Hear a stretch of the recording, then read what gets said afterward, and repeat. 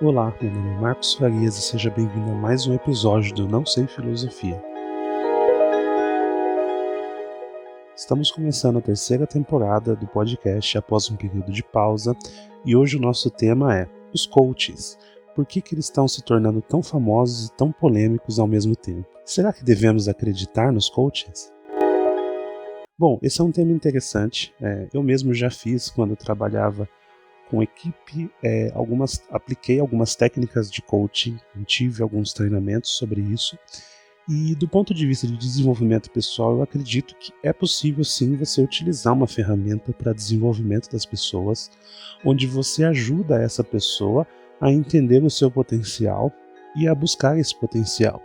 Como, por exemplo, definindo metas de vida, percorrendo essas metas ou entendendo as suas frustrações internas. E isso muitas vezes é necessário que uma pessoa de fora consiga dar essas dicas para a gente, porque nem sempre a gente consegue fazer esse autoconhecimento, né? Então, algumas técnicas e ferramentas, elas realmente funcionam. Mas, ao mesmo tempo, a gente tem visto, né, vários vídeos viralizando e polêmicas sendo criadas com profissionais de coaching aplicando técnicas que são no mínimo estranhas quando você verifica, e algumas até engraçadas, outras bem polêmicas, algumas bem complexas, para a gente poder entender que isso se trata apenas de algo de desenvolvimento pessoal. Às vezes parece mais um show, ou até outros motivos, como a gente vai tratar no episódio de hoje. A gente tem visto aí que recentemente pipocaram alguns vídeos de palestras, inclusive de um coach bem famoso aí, que eu não vou mencionar o nome, mas enfim, é aquele mesmo coach que vinha fazer uma palestra, chegava de helicóptero ou de Porsche para representar que ele estava numa condição de vida muito melhor e que talvez aquilo pudesse inspirar as pessoas, né? E um detalhe aqui, né, que esse coach ele se diz cristão e ele se diz se inspirar em Jesus Cristo, mas ao mesmo tempo, né, ele acaba fazendo uma ostentação que, digamos, era o extremo oposto do que Jesus pregava, né? Para quem acredita na fé cristã, era o extremo oposto. Mas esse mesmo coach, recentemente, aí, ele teve envolvido em várias polêmicas, sendo uma delas durante uma palestra, onde uma pessoa que paga por aquela palestra vai fazer uma pergunta e ele humilha aquela pessoa, né? Faz algumas piadas, quase como se ele fosse, na verdade, ali um comediante no cenário de um stand-up ou de uma comédia em pé, mas com um ar de superioridade. Afinal, todos que estavam ali estavam pagando para poder ouvir dele, que é um coach muito famoso, alguma orientação para a vida, para tomar alguma decisão. Além desse, diversos outros vídeos surgiram, alguns até engraçados, com pessoas que dançam, outros com coaches específicos para homens que subiam numa cadeira e falavam algo como eu sou homem, eu sou alfa, ou sei lá o que, num cenário talvez de tentar inspirar aqueles homens ali a serem melhores entre aspas, né, que eu não sei até que ponto, né, isso daí realmente vai tornar a pessoa melhor. E porém surgiu alguns até que muito estranhos, parecendo que as pessoas estavam ali talvez possuídas por algum transe hipnótico, que elas dançavam, choravam, se ajoelhavam enquanto o coach passava a mão sobre elas, uma coisa muito estranha, para dizer o mínimo, né? E aí surgem algumas dúvidas, né? Uma delas é por que as pessoas se submetem a isso? Como que a gente poderia trazer uma explicação por que o ser humano acaba se submetendo a essas situações? Porque para você que assiste de fora, é muito óbvio que aquilo ali, no mínimo, é uma situação estranha, jocosa, que você talvez fica até com uma vergonha de assistir. Imagine você estar ali pagando por isso. Então, é muito claro que essas pessoas elas estão sendo convencidas de que aquilo é positivo. Então, para a gente poder entender melhor por que esse processo ocorre, vamos então entender como que eles atuam, né? E acho que a primeira palavra que a gente poderia trazer para a discussão é a palavra espiritualidade. E eu não estou falando aqui de crença, nem de fé, nem de nada disso, até porque quem acompanha o podcast sabe que eu sou agnóstico, então não creio que nada disso exista, que não existam além. Mas fazendo uma análise aqui intrínseca, surge uma pergunta: será que o ser humano ele tem essa necessidade de algo espiritual.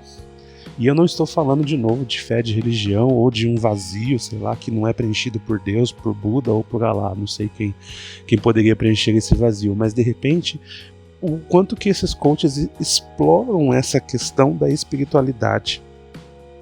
E é interessante porque muitos deles acabam mesclando religião com a técnica. Então muitos deles são cristãos, gostam de postar vídeos motivacionais, muitos deles, alguns são pastores, outros frequentam as igrejas e têm ali uma relação próxima com os pastores, e eu acho que isso começa a explicar parte desse fenômeno. Então é utilizado ali uma técnica que também é utilizada nas religiões, de pertencimento, de orientação, de fé, e eu já vou até comentar um pouquinho mais sobre isso, debatendo sobre um livro de Nietzsche sobre religião, que é uma coisa que talvez explique por que eles se tornam famosos. Então, a pessoa que está ali buscando, além de estar buscando um desenvolvimento, que inicialmente a ideia do coaching era um desenvolvimento profissional, acaba indo para um lado pessoal, óbvio que as duas coisas andam juntas, mas ela ultrapassa, ela acaba indo para um ambiente espiritual. E aí, quando você entra no ambiente espiritual, você pode se sujeitar a muitas coisas, e eu já vou falar um pouco sobre os riscos disso, né? E ainda assim, aí a gente pode talvez se questionar. No passado até, já fiz vídeo sobre isso aqui no nosso podcast, sobre a questão de pessoas que foram enganadas por igrejas, pessoas que ali frequentavam uma coisa e tinham que seguir dogmas, e muitas delas que continuam por anos e anos ali, entregando o seu dinheiro, entregando a sua fé, e às vezes até se separando da sua família por uma fé religiosa, e ao passo que pessoas que antes criticavam essas pessoas que estavam dentro das igrejas, agora estão frequentando o que a gente pode chamar dessas sessões espirituais dos coachings. Mas por que isso acontece? Até em razão dessas pessoas puderem ser pessoas que geralmente, né, pessoas que têm dinheiro para pagar isso, elas têm acesso a um estudo, têm acesso a uma formação, a vivência, a livros, a cultura, e ainda assim se submetem a essa situação. Então, uma das minhas teorias, que a gente precisa ainda estudar, investigar, é que essa forma de coaching, essa forma de crença, seja ela online, porque você pode simplesmente seguir uma pessoa lá e ver ela falando e acreditar e compartilhar, ou mesmo efetivamente pagar e ir frequentando lá fisicamente o local, está substituindo de certa forma a religião. Então a pessoa talvez ela já não frequente mais a missa, ela já não frequente mais o culto da mesma forma que ela frequentava antes, mas ela, por exemplo, vai acompanhar quando tem uma palestra nova do coaching preferido dela. Ela vai compartilhar aquele vídeo, ela vai se emocionar com uma passagem, ela vai se emocionar com uma música. Então, de certa forma, esses coaches acabam se tornando um substituto que anda em paralelo.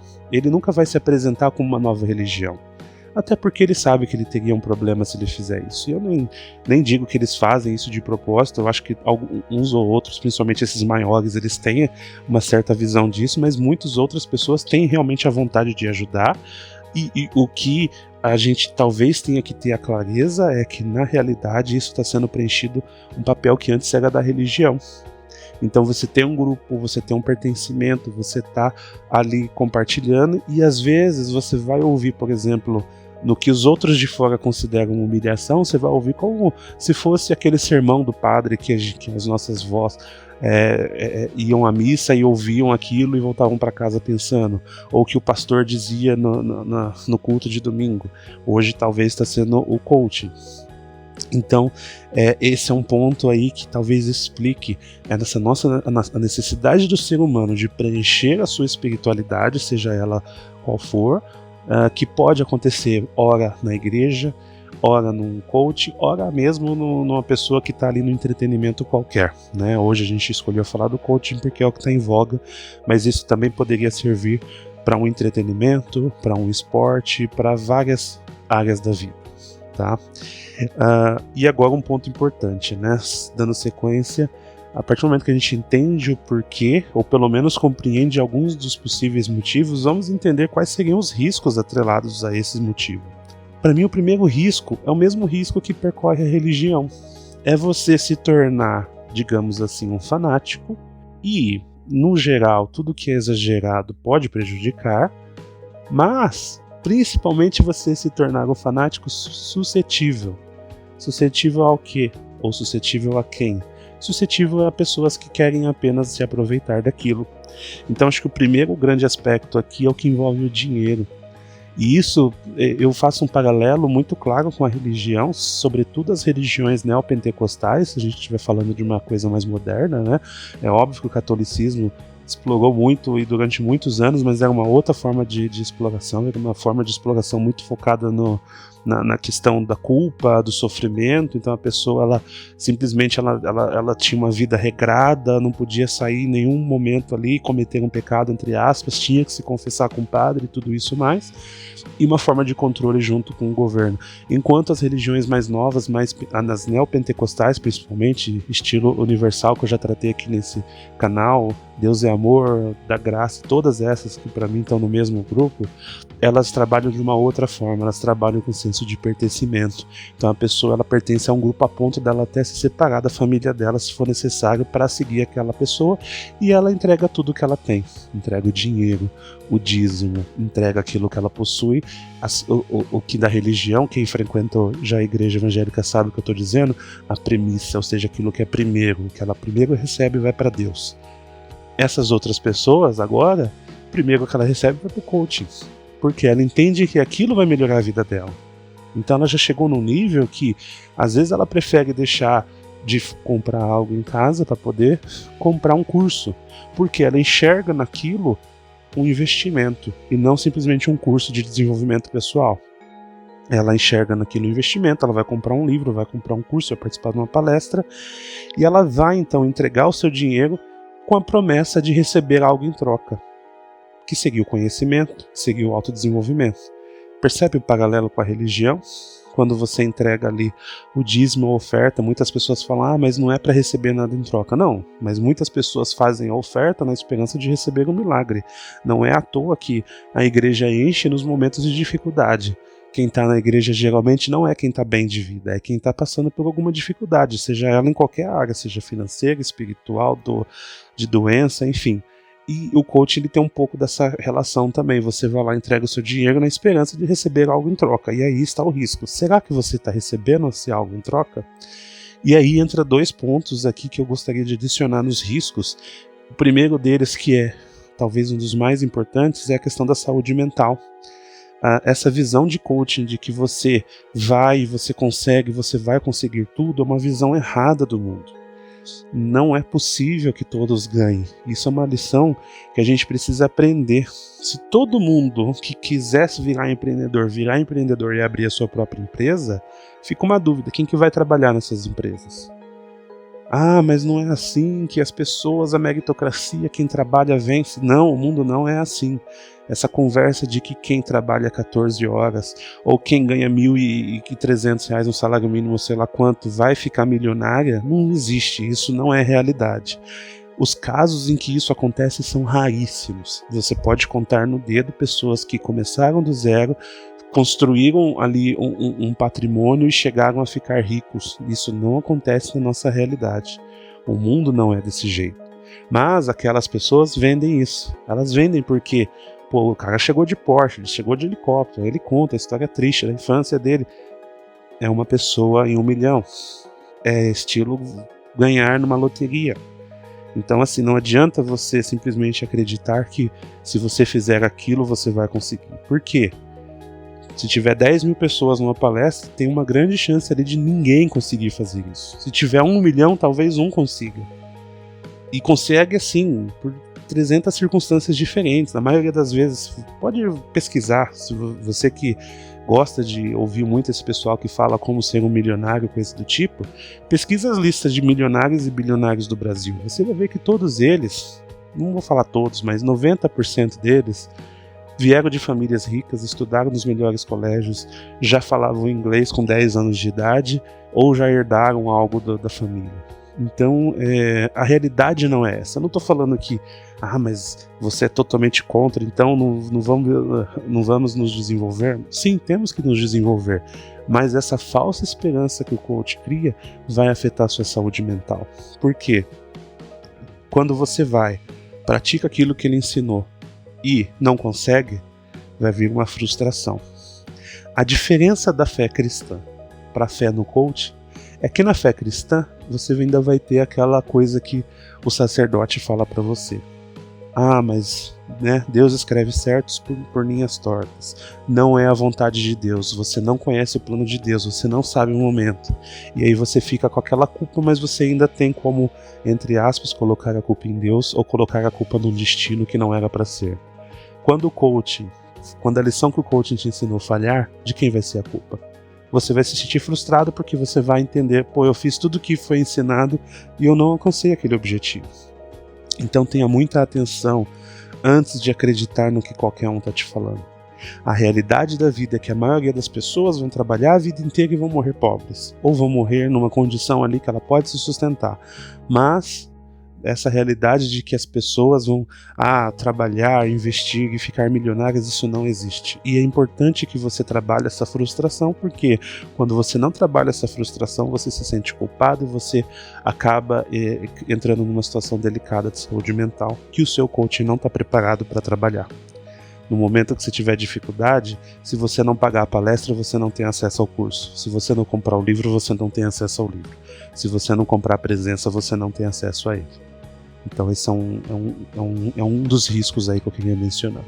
E por último, que acho que é uma das consequências, eu vou citar um caso real que aconteceu inclusive com esse coach que eu mencionei no início, que humilhou as pessoas, que chegava de helicóptero durante um acampamento qualquer que eles estavam fazendo ali, cobrando, obviamente, o acampamento pago, que as pessoas pagavam, não lembro se 3 mil ou 4 mil reais, talvez até menos, 2 mil reais, enfim, não importa, mas elas pagavam para estar ali. Ele propôs o desafio de fazer uma maratona. E a ideia ali, não sei dizer se era uma meia maratona, uma maratona completa, 20 ou 40 quilômetros, enfim, não importa, mas ele propôs isso para aquelas pessoas, colocando de uma forma que você tem que vencer os desafios, você tem que ter aí uma superação, e todas as pessoas acreditaram e foram, não vou falar todas, mas a maioria acreditou e foram.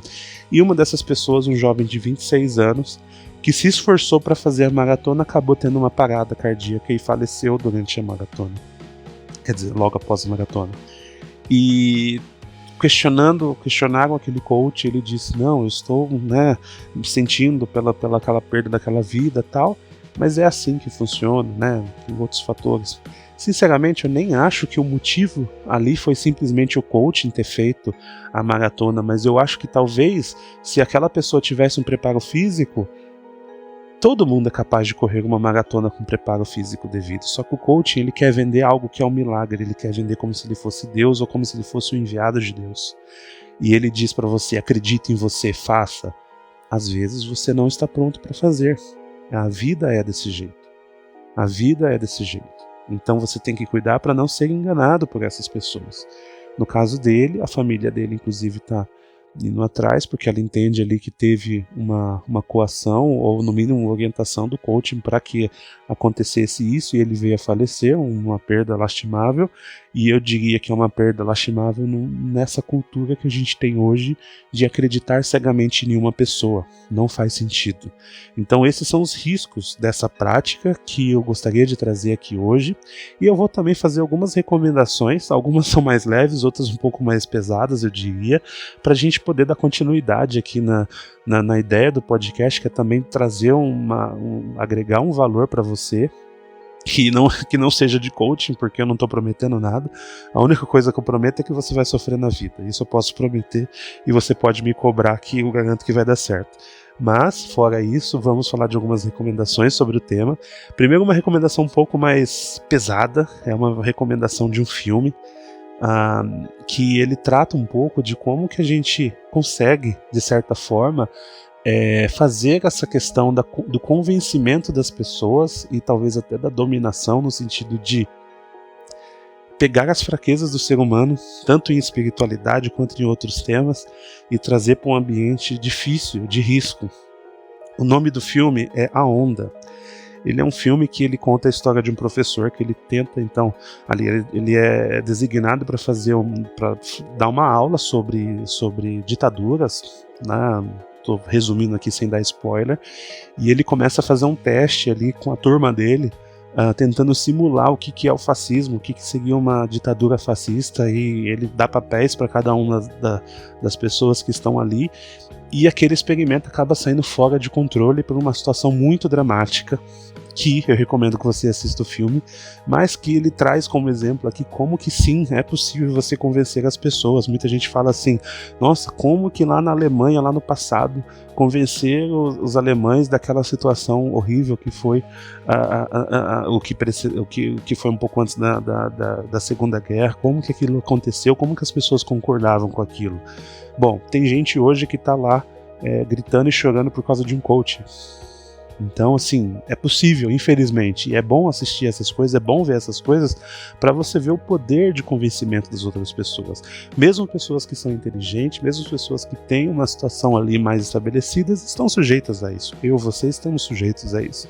Então esse é um filme que eu recomendo bastante, chama A Onda. Um outro filme um pouco mais leve, aqui é mais para dar risada e para acalmar, vamos dizer, um pouco, mas que também trata de uma forma diferente esse tema de coaching, é o filme Sim Senhor, que é o Jim Carrey, que é o protagonista, e de forma resumida ele conta a história do Jim Carrey, que é um cara que sempre falava não para tudo, e ele tá ali numa situação de que não quer mais viver a vida, tá muito na dele, e ele vai participar de uma palestra, então, que é uma palestra do Sim Senhor, que é basicamente um coach que ensina ele a falar sim para a vida. E o filme se desenrola então em ele aplicando aquilo e aquilo funcionando até um certo momento. Porque chega um momento que aquilo não funciona tão bem como ele gostaria, e o coach então dá uma lição de moral para ele, que eu recomendo que você assista o filme, que é um filme engraçado, é um filme relativamente curto, e é aí para explorar um pouco essa questão de como que a gente tem que ser também, essa questão da automotivação, de depender de alguém, e o que realmente acontece na nossa vida quando a gente toma as atitudes ou não. Falando de livros agora, eu tenho 2 para recomendar.